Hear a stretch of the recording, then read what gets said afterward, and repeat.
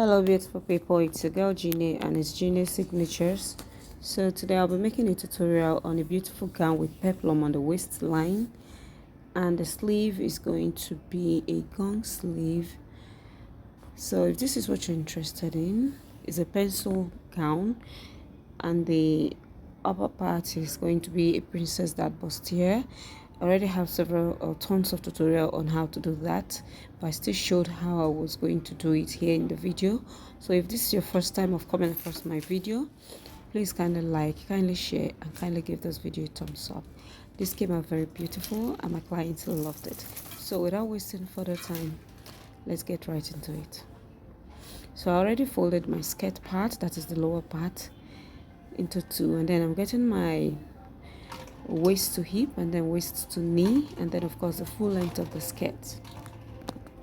So the next thing I'm going to be doing now, so folding that, I used the biggest part of the body, which is the hip measurement, and then on the waistline I'll divide my waist by 4, and then I'll have my sewing allowances and then did that as well. Then on the hip line I'll divide by 4 and then I'll add my sewing allowances, and then on the knee part I'll just remove 2 inches from my hip measurement and then mark, shape it out like so, and then mark the same thing I marked on the knee length for the length of the skirt respectively. So I'm just going to be connecting those lines all together. Now I'm cutting both the front and the back together because the only difference between the front and the back is that the back is going to be having a zipper allowance of 1.5 inches.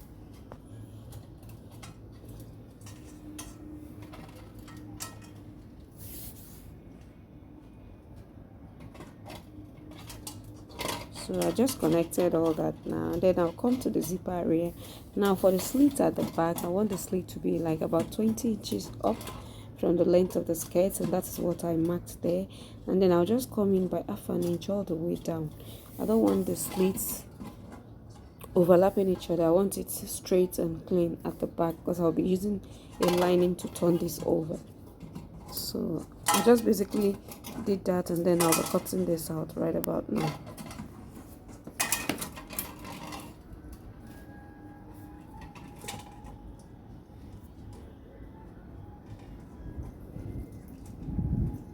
So I just cut that out, and then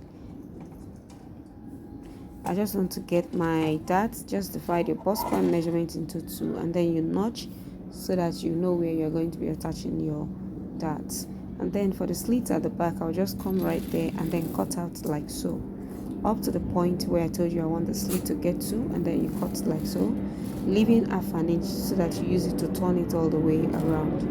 And then I'll be slitting the other side open like so.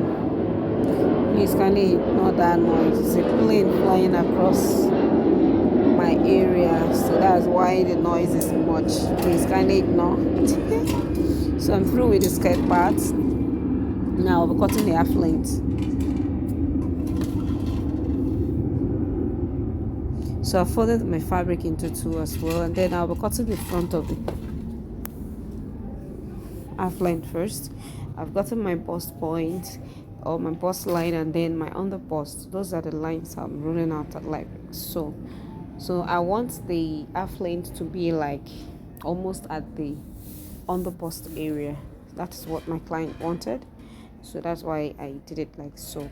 So if you don't have tutorials or you've not watched tutorials on how to cut a princess that bustier, you can just check out my channel. I have lots of tutorials showing that. So because it might not be very visible from this angle here, it was after the video that I saw that it was not really visible from that angle of the camera, so bear with me. So just get your shoulder measurement divided by 2, and then I got my shoulder slope of 1 inch, and then for the armhole I'll just divide into 2 and get the midpoint, and then on the bust point I'll divide my bust span into 2 and add half an inch, and then I'll deduct the half an inch from the under bust and then the waistline. I will not add the half an inch, that's what I mean. So it's going to be like in a slanted format. So you add half an inch after dividing your bust span on the bust point, and then you remove the half inch for the on the bust and the waist respectively. So you can see that the line is slightly slanted. So now the next thing to do is to get our middle part. So to that, I'll just draw a line from the middle of my armhole to connect to the bust span like so. Then the next thing to do is to get our side darts. So I'll just use 2 inches because my client is a little bit on the bust side. And then from the bust point, I'll come down by half an inch and then carve that out to meet the on the bust 2 inches that I left like so. It's quite easy. If you follow the steps very well, you're going to be getting it. Now on the armhole area, I'm going to be coming down. I don't want to use 2 inches. I'll just use 1.5 inches. From the midpoint of the armhole, I came down by 1.5 inches in order to get our side cup. So I'm going to be going up by half an inch from the bust point and then connect that to meet it like so. So that I'll have my darts around that area as well. So this is the curve we have. I just had to use my hand to straighten that up. So I'm going to be extending the 1.5 inches that I came down with because I don't want my fabric running short when I'm joining my fabrics together. So we're basically through with all the darts input. So the next thing I'm going to do now is to divide my bust measurement by 4, add back the allowances I have, and then add my sewing allowances. So I'll go straight to the waist point as well, divide the waist by 4, add back the 2 inches for that, and then I'll add 2.5 inches for my sewing allowance, and then I'll connect.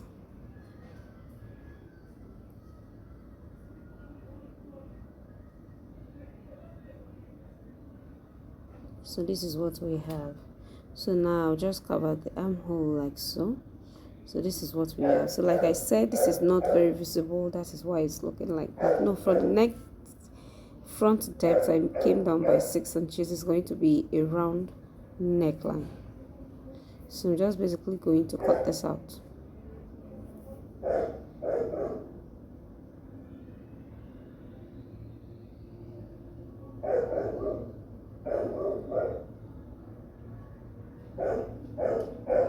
So if you've watched up to this level, please kindly hit the subscribe button, kindly like, kindly share, and kindly give this video leave beautiful comments. Thank you. So this is our side cups. Bustier is ready. So I'm notching that on the bust so that when I'm sewing, everything is going to be aligned properly. Cutting out the neckline and then the shoulder slope. And so there we have it. We have our front part. So now I'll just fold my fabric and then cut out the back part. Now for the back part, because there's not going to be any bust at the back, I just added my zipper allowance. I've created my armhole. So I'll just basically go ahead and impute my bust measurement divided by 4 and then add the sewing allowances. I'll go to the waist, divide by 4, and then add 1 inch for that, and then my sewing allowances as well. So I'm going to connect like so. So now for the armhole, just get the midpoint and then carve out your armhole like so. So for the back, okay, I just want to divide my bust span measurement to get my dart. Just come down by 1 inch from your chest line and then connect your darts.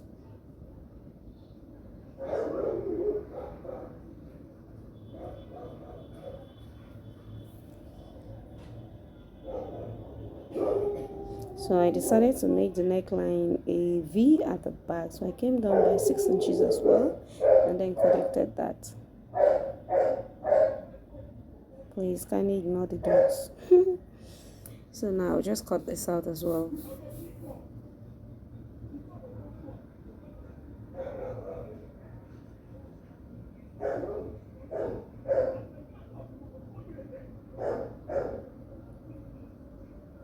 Then shoulder slopes,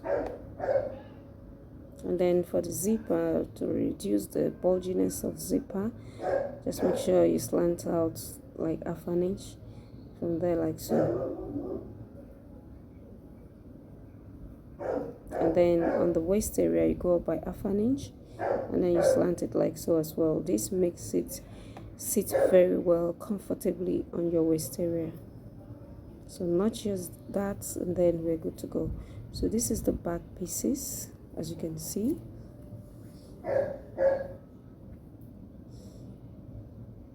And then these are the front pieces as well.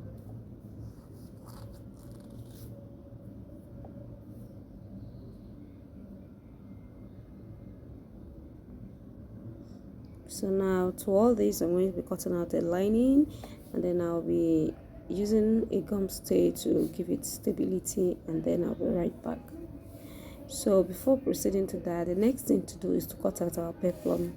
Now I already have separate tutorials on how to do this, but this is going to be like a jara, like you understand. So let me just quickly give you a quick tutorial on how to go about this. Now our waist is 35. My client's waist is 35 inches, but I'm adding 1 inch so that it will go in through the zipper allowance. That will give me 36 inches. So the waist I'm working with is 36 inches. Now that takes 6 inches. I'll be dividing it by 6.28 because 6.28 is our universal measurement. So whatever you get, dividing it by 6.28 is what we'll be using. So I had 5.7, but I approximated that to be 6 inches. So now I'll be using 6 inches as my waist radius. I believe you understand me. So my waist radius is going to be 6 inches, and then the length of the peplum is going to be 8 inches. So invariably we're going to be making use of 14 inches on fold. So in order for you to manage your fabric, in order not to, you can't just take and then fold. No, you're going to be wasting a whole lot of fabric. So that's why I decided to cut out exactly what I need so that I won't waste the fabric. So now I'll just cut this out and then set that aside. I believe you understand the logic or the calculation I did concerning this. So this is what we have. You fold it into 4 like so, and then you come to the part where there's an opening like you see me showing you. You come there and then you place your tape like this, and then you mark that 6 inches, the radius, all the way to the other side like so. So don't move the tape, just keep rotating it like so. So now this is a 360-degree flare. We have different types of flare. This is a 360, we have 720, we have 1440, we have 90 degrees. So any one that you want to do. Maybe I'm going to be doing a tutorial on how to achieve those types of flares very soon. So now for the length, I'll just go to where the radius was, and then I'll match. I wanted to use 6 inches initially, but I ended up changing my mind and I used 8 inches. But I felt like since the half length was like almost under the bust of the client, the peplum has to be long so that it will cover the stomach area. So that was why I extended the length of the peplum to be 8 inches. So you can see that I later extended it like so. So now I'll just cut it out. That was what I was trying to explain right there.